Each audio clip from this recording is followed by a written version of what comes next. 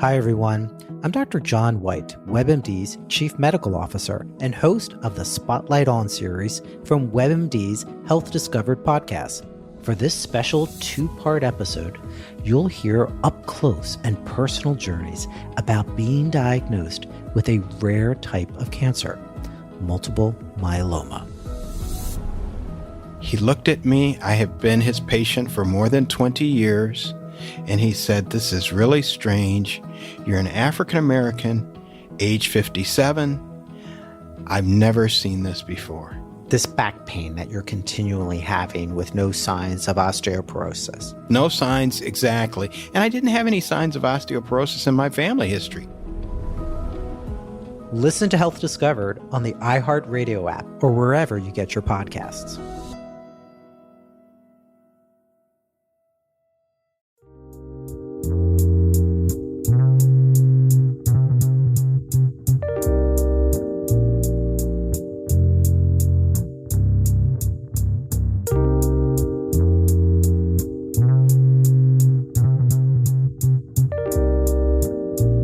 And welcome to the Proactive Caregiving Podcast.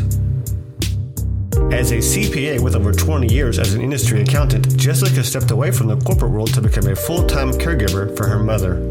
Having learned invaluable lessons along the way, she is now here to share those with you and to invite you to join her on this caregiver's journey. Here is your host, Jessica Cannon.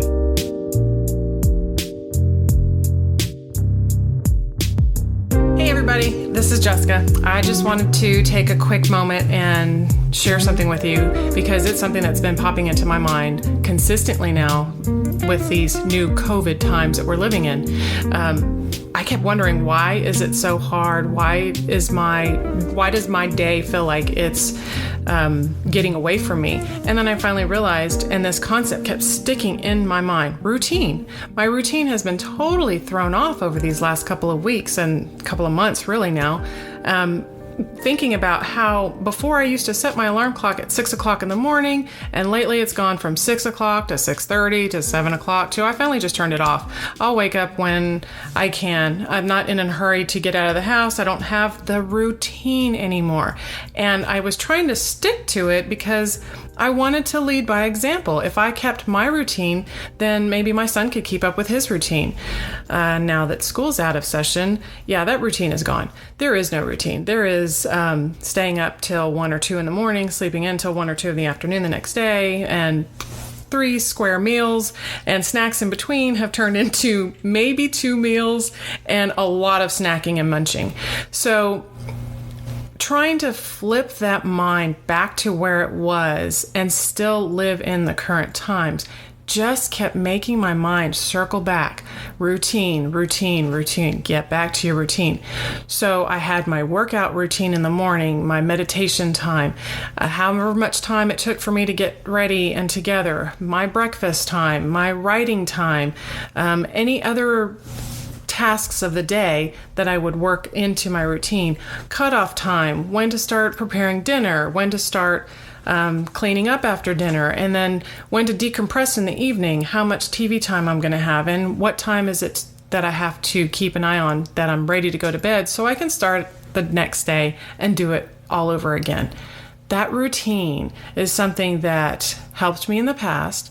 It helped me in college. It helped me when my children are young, because you think about it, how else are we going to rein them in without some sort of organized structure? And it comes down to their daily routines. If we do this for our kiddos and we try to keep it for ourselves, then why wouldn't we consider this routine for our loved ones who are living with dementia?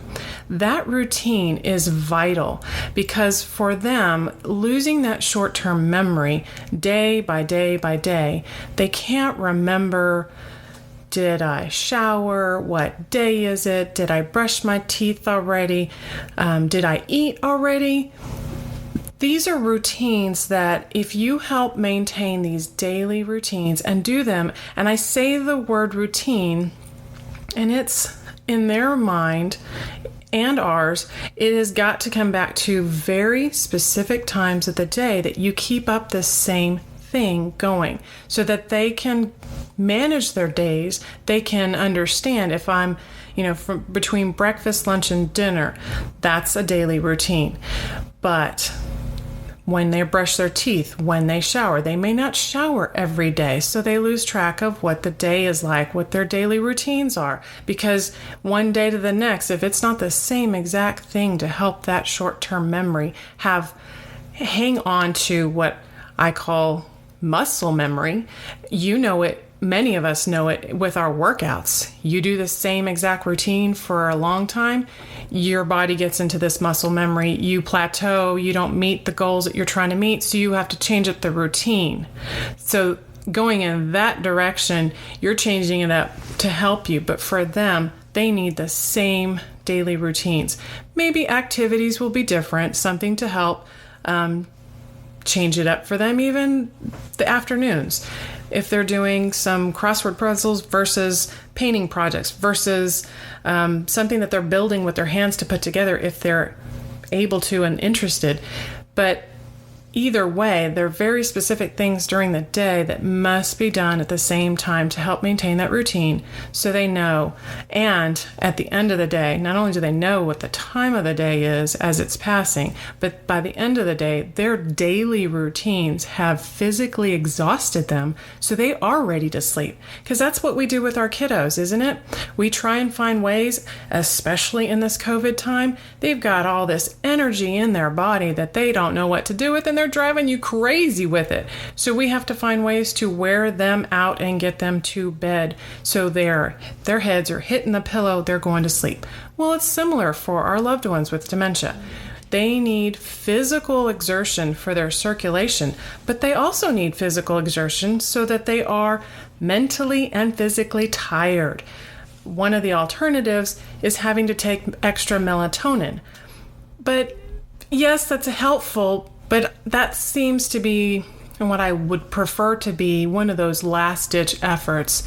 If you can't get physical activity and you can't keep up with the routine, then it's a matter of time before everything else starts to fall out of sync. And I mean, it goes into your hormones and it goes into all kinds of other things. So keeping a routine may seem really difficult right now. I know it was for me at first until I realized, why are my days running away from me? Why does it feel like Groundhog Day? Well, my routine got out of control. Now, getting back into waking up at a specific time, getting into that meditation time, taking that time for that workout, whatever it is, just something that you do every day at specific times, and it'll take your body some time to reacclimate to where you're going to bed on time. You're not lying in bed and your mind's just running away for 30 minutes or more, and you're trying to fall asleep, but you can't because you're not physically tired. You're not mentally tired. You didn't wear your body and mind out for the day. So as the days go on and we hopefully get closer and closer to getting back to our new norm, think about what your routines were, and maybe, just maybe, this might be that opportunity for you to adjust that routine for that added health kick, that health benefit, changing your food habits, changing your exercise habit, but create what works for you so that it's routine being a regular day-to-day, but something simple enough that you can actually maintain, even if it's just doing 5 push-ups a day when you get out of bed, even if it's just eating specific fruits every day or specific vegetables every day. Find those little things that help you in your daily routines. Journaling a few minutes before bedtime, just anything. You see my point here. So as the times adjust and we get back into this new normal, look at what your routines were, look at what they could be, what they've become, and what they should be or could be. And I don't want to tell you that'll get me stuck in a loop myself when I start talking about the could and should, but just take a look into it. Get a little deeper into what have I been doing and what can I do to help me going forward. If it helps you, it's going to help your loved one. And that loved one, whether it's your 5, 6, 7, 8, 9, 10-year-old child, or it's your 65, 70, 75, 80 and above parent, or even spouse for that matter. Think about it. Routines make a difference. Take care, everybody.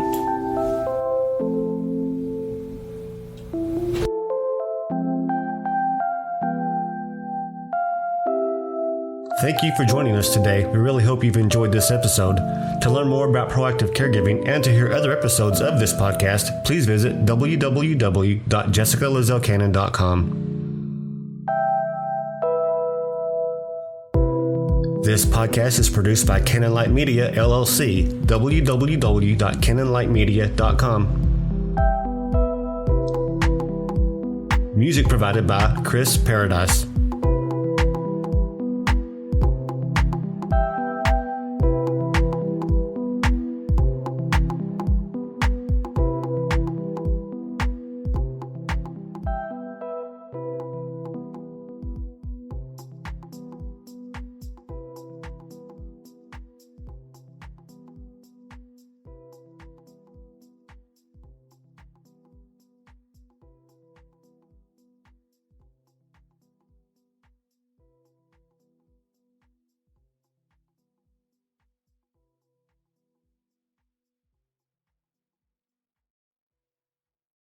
Mary redeemed a $50,000 cash prize playing Chumba Casino this year. I was only playing for fun, so winning this was a dream come true. Chumba Casino is America's #1 social casino experience. It's serious fun. With over 80 casino-style games to choose from, you too could win life-changing amounts of cash. Be like Mary. Log on to ChumbaCasino.com and give them a whirl. That's ChumbaCasino.com. No purchase necessary. Void where prohibited by law. 18+. Terms and conditions apply. See website for details. The voice in the preceding commercial was not the actual voice of a winner.